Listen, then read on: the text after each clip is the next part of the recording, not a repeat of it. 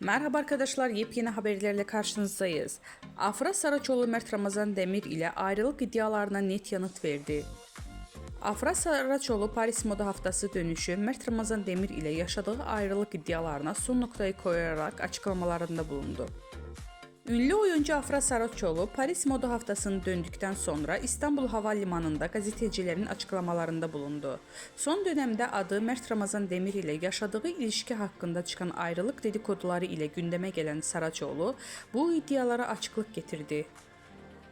Saraçoğlu yeni projede olan Abi dizisinde başrollerini paylaşacağı Kenan İmirzalıoğlu ile arasındaki yaş farkı hakkında sorulara da yanıt verdi.